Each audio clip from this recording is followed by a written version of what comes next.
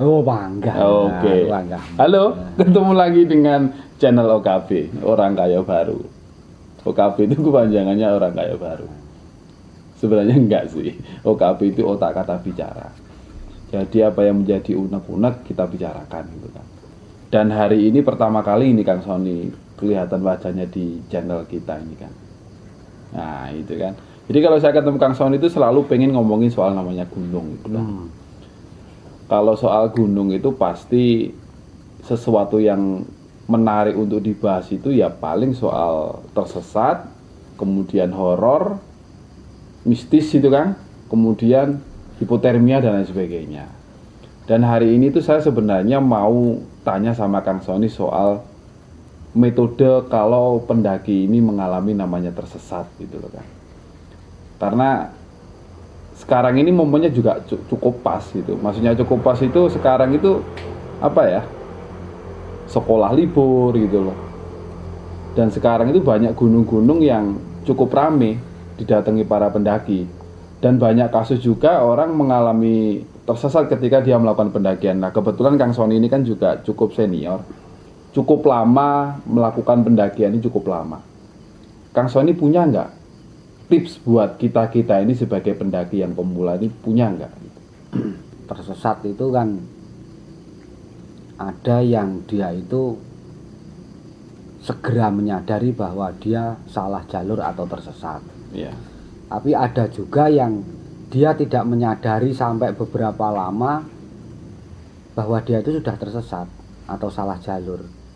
Jadi ini biasanya terjadi yang banyak itu ketika pendaki melakukan perjalanan turun.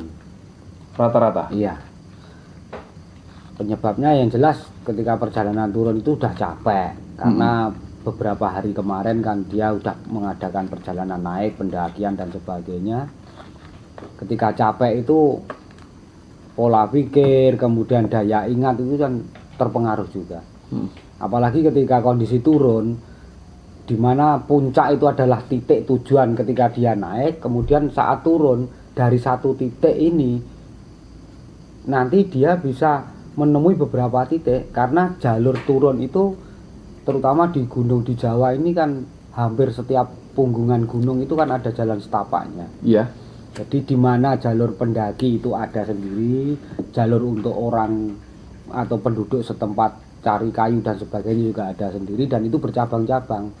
Ketika dia turun dengan kondisi capek, kemudian daya ingat atau pola pikir itu sudah nggak stabil, maka tanpa disadari itu bisa berbelok ke jalur yang salah. Dan ketika dia berbelok jalur yang salah karena dia hanya ada bagaimana pikiran dia itu cepat sampai ke bawah, karena mungkin keburu malam atau batasan waktu atau mungkin pengennya cepet-cepet istirahat, sehingga yang penting dia ada jalur turun, dia ngikuti, dia sudah nggak ngingat-ngingat lagi apakah benar jalur ini adalah jalur ketika dia naik. Itu yang repot. Iya.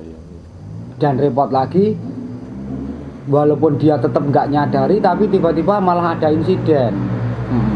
Dia mungkin kelelahan kemudian pingsan, dia mungkin bisa terperosok ke jurang dan sebagainya, sehingga dia belum sempat menyadari dan belum sempat untuk bagaimana dia berusaha keluar dari kondisi tersesat itu. Tapi ketika pendaki itu dalam kondisi tersesat itu dia menyadari 1 jam, 2 jam atau 1 hari atau 2 hari berlangsung itu dia kemudian sadar bahwa dia ini salah jalur atau tersesat, lah itu baru bagaimana caranya keluar dari kondisi tersebut. Kalau kondisi ini pendaki ini sadar kalau dia tersesat, metode apa yang harus dia lakukan? Yang pertama berhenti. Berhenti, istirahat dulu, kemudian menenangkan pikiran, kan karena ada mungkin kalut, karena mungkin dia akhirnya juga ada ketakutan, kemudian mungkin dia khawatir dengan banyak hal, ya yang jelas dia harus berhenti dulu, istirahat, makan snack, ngopi, rokokan, pikiran udah enak, baru mulai mengingat-ingat. kira-kira dia itu salah jalur udah berapa lama, berapa jauh. Jadi seperti itu. Dan kalau dia menyadari bahwa dia tersesat seperti itu tidak lama, paling beberapa jam, nggak sampai sehari, sampai nggak sampai. Oh, berarti orang itu dia sadar kalau dia tersesat nggak lama ya? Nggak lama. Yang jauh membuat dia tersesat itu karena dia sudah sadar tersesat tapi masih merasa tidak tersesat. Oh, ini paling jalurnya nyimpang, nanti balik lagi ke jalur utama, kan bisa saja. Oh, pede gitu ya? Iya, pede. Selama kita nggak nyeberangi Punggungan, selama kita nggak turun lembah, jalur ini masih sama. Padahal Punggungan bisa bercabang juga kalau kita turun. Iya. Iya. Dia merasa bahwa kemarin jalan lembah itu sebelah kiri, berarti sekarang berjalan lembah sebelah kanan. Belum tentu. Ya itu tadi, karena Punggungan bisa bercabang. Ya itu yang susah. Jadi setelah berhenti berpikir, kalaupun itu belum terlalu lama, lebih baik kita kembali ke atas. Ketika perjalanan turun, kita kembali ke atas. Misalkan anggap aja salah jalur atau tersesat itu masih 1 jam. Kita kembali ke atas 1 jam, berarti analisanya kan pasti ketemu jalur yang awal. Setelah ketemu jalur yang awal, baru bahwa kita yakin itu jalur yang benar, kita turun pelan-pelan. Biasanya ternyata nemui jalur yang bercabang. Oh, kalau tadi ambil kanan, ternyata yang kiri jalurnya lebih besar. Jadi jalur yang kita gunakan ketika tersesat, kita menemukan 2 jalur bercabang, itu berarti kita harus pakai yang jalur yang besar, atau istilahnya jalur yang yakin bahwa jalur itu sering dilewati orang atau pendaki yang lain. Iya. Acuan itu kita seperti tadi, bahwa begitu kita menyadari tersesat, berarti kita menggunakan acuan stop. STOP. S itu adalah stop sendiri atau berhenti. Setelah berhenti berarti T. Thinking. Berpikir. Iya. Kita harus berpikir, kita harus evaluasi, kita harus mengingat-ingat. Kira-kira kita tersesat sudah berapa lama, kemudian kondisi itu di kanan kiri, di lokasi kita berhenti itu seperti apa, ini harus. Jadi bisa saja misalkan ada beberapa, kalau kebetulan dalam satu kelompok itu dibagi tugas saja untuk orientasinya. Itu nanti arahnya kan ke observasi. Iya. Ada yang ke depan, misalkan 1 menit berjalan ke depan, ke kanan, ke kiri, mundur, misalkan orang 4. Nah, setelah 1 menit sepakat kembali ke titik kumpul. Masing-masing lapor atau menceritakan hasil di mana dia 1 menit ke depan tadi, ke kanan, ke kiri, ke belakang. Misalkan di depan ternyata jurang, berarti jalur ini tidak mungkin diteruskan. Iya. Kemudian sebelah kanan mungkin ada lembah cuman landai, dan terlihat di kejauhan ada ladang penduduk misalkan. Oh, itu masukan ini. Kemudian sebelah kiri tebing, tidak mungkin. Mundur arah puncak. Nah, sehingga ada 2 pertimbangan, ambil kanan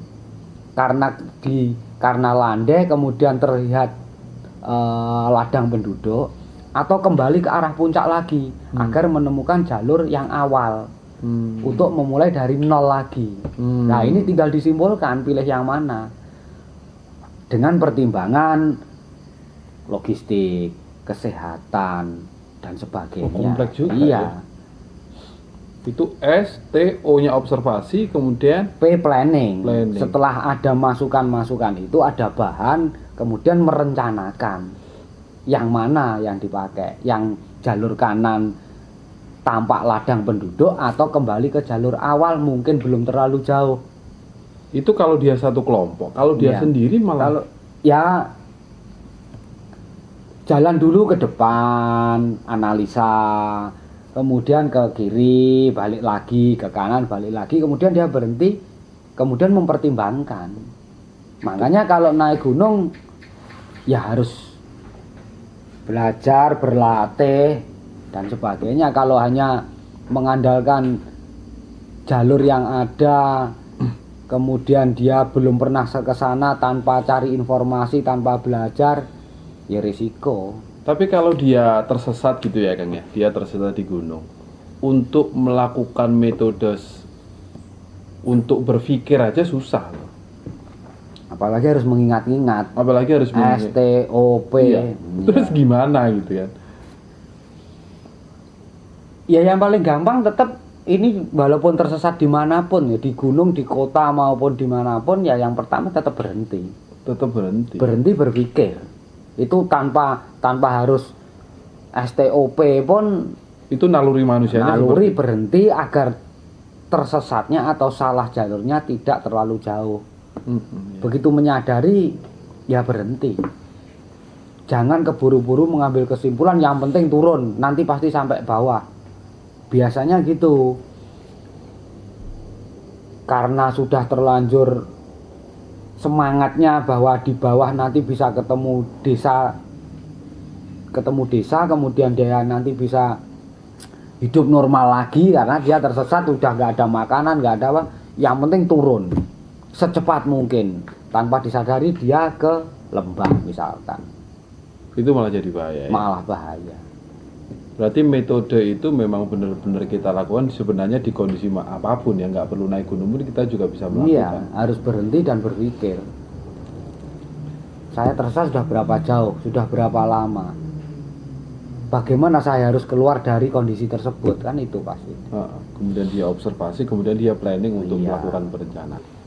Oke, sementara sekian dulu metode yang di-sharingkan sama Kang Sony. Kita ketemu di episode selanjutnya.